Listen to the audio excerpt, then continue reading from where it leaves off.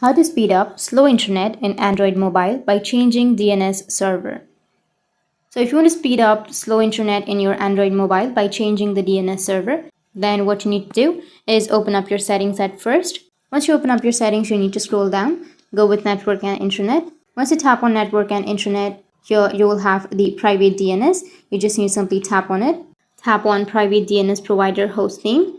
And here you just need to simply go with the Google DNS or Cloudflare DNS.